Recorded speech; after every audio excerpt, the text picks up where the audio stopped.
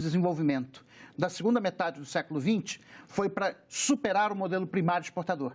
Pois muito bem, o que nós voltamos de 1980 para cá é o velho modelo primário exportador. O que aconteceu? Vamos lá, explica um pouquinho o que aconteceu para a gente ver o que faz para sair do buraco.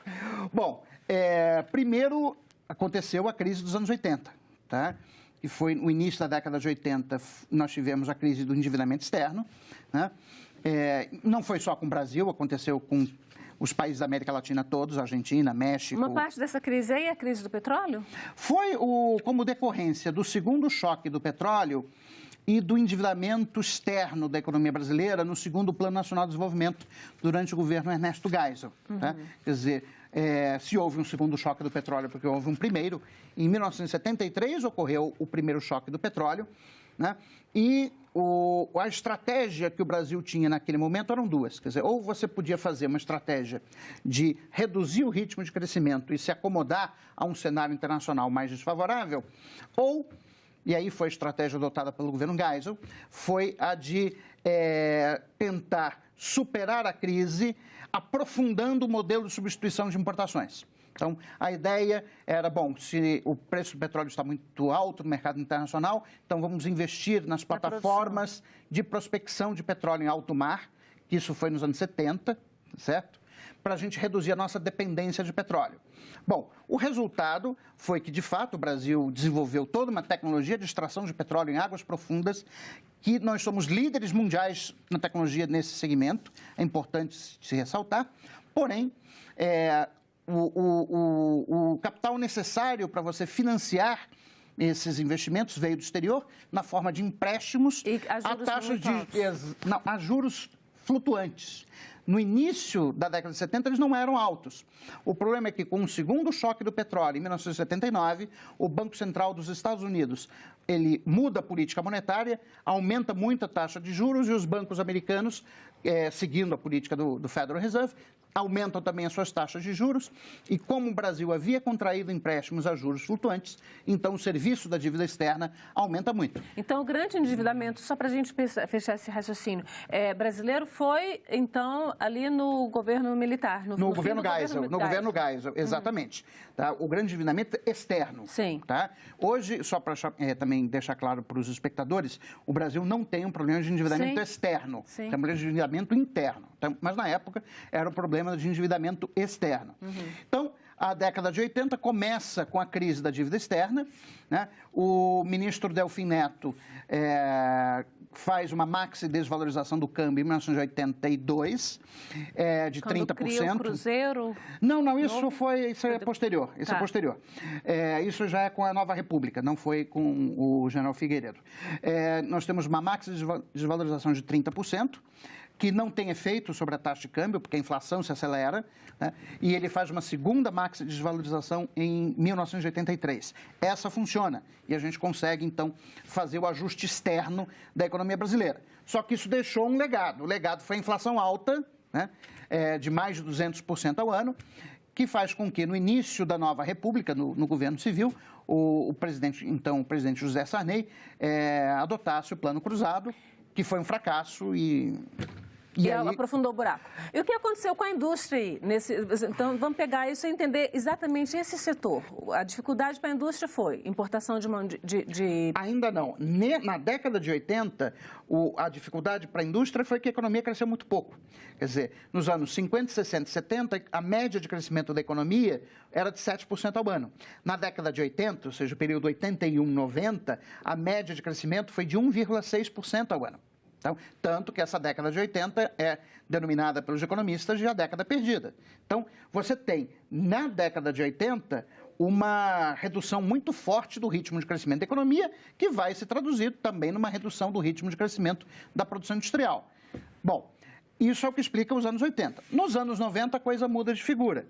Quer dizer, nos anos 90, nós lidamos com o problema da inflação alta, basicamente por intermédio de uma âncora cambial. Coisa que estava sendo feita em outros países do mundo, como a Argentina, por exemplo. Né? Essa era a orientação, à época do Fundo Monetário Internacional. Basicamente com base no chamado consenso de Washington. Quer dizer, o FMI ele não era tão favorável assim a uma política de câmbio fixo. Isso foi nós que que adotamos. Na verdade, está na tese de doutorado do Gustavo Franco, tá? Que ele analisa 4 experiências de hiperinflação na Europa nos anos 90, não, desculpe, no início da década de 1920. Tá? E a conclusão da tese de doutorado do Gustavo Franco é que as hiperinflações da Alemanha, Hungria e mais outros 2 casos que eu não me lembro, haviam terminado quando os governos já haviam adotado um regime de câmbio fixo. Né? Bom, e foi o que nós mais ou menos fizemos de 1995 a 1999. E foi quando, por acaso, o Gustavo Franco, o período que ele foi presidente do Banco Central. Sim, que ele foi presidente do Banco Central. Então, ele botou em prática a tese dele no Brasil. Em prática, exatamente. Ele ganhou um país de laboratório. Exatamente, de presente como laboratório, exatamente. Tá? E aí o que aconteceu foi que, nesses 4 anos, a taxa real de câmbio se apreciou brutalmente. Nós tínhamos já feito a abertura da economia brasileira com o governo Collor. Então, a indústria, nos anos 90, vai se defrontar com um cenário em que toda aquela proteção tarifária que ela tinha nos anos 80 é tirada de uma maneira muito rápida, de uma só vez, junto com um câmbio que era absolutamente não competitivo. Bom, o que aconteceu? Um monte de indústrias fechou. Você teve a substituição de importações ao revés, né? Ou seja, ao invés... Uma importação, uma enxurrada de importação de tudo que era produto.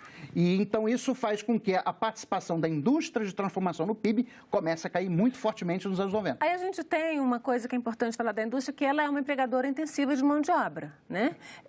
E a gente queria falar um pouquinho dessa questão dos empregos na indústria também? Não, nem tanto. O que é mais intensivo em mão de obra é o setor de serviços. Tá? O que caracteriza, na verdade, por que a indústria é um setor especial, é que a produtividade do trabalho, entre todos os setores da economia, é onde é mais alta na indústria. Tá? Na verdade, se a gente olhar o que acontece nos países envolvidos, né, a expansão da produção industrial se dá hoje em dia, com redução do número de empregos.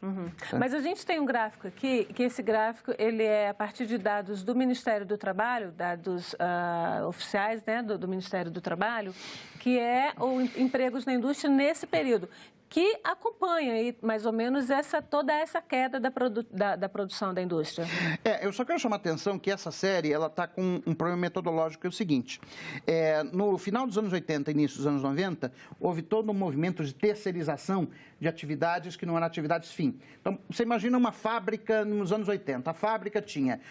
como empregados da fábrica. Você tinha os seguranças, você tinha os cozinheiros, você tinha o pessoal de limpeza, etc.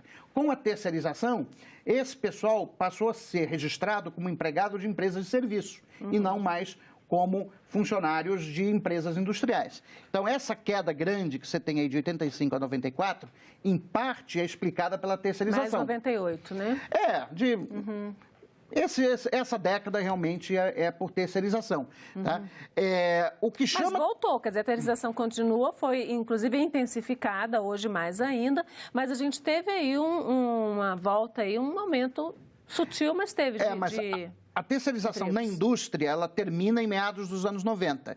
Esse movimento de aumento da participação dos empregos na indústria, de 98 até 2006, foi o pequeno boom da indústria brasileira, quando a gente finalmente ajustou o câmbio. Né?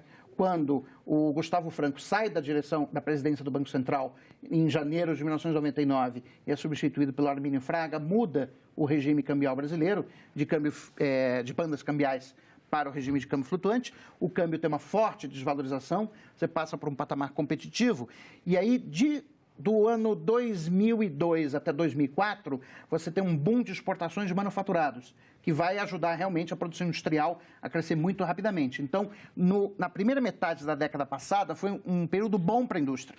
Isso está refletindo aqui, ó.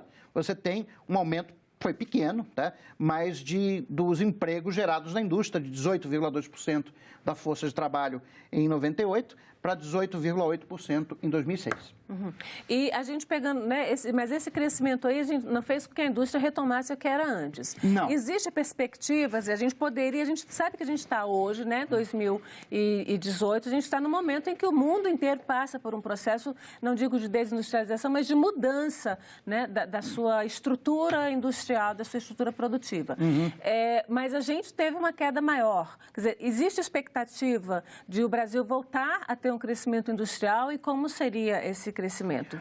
Olha, eu sou muito pessimista quanto a esse quadro. Tá?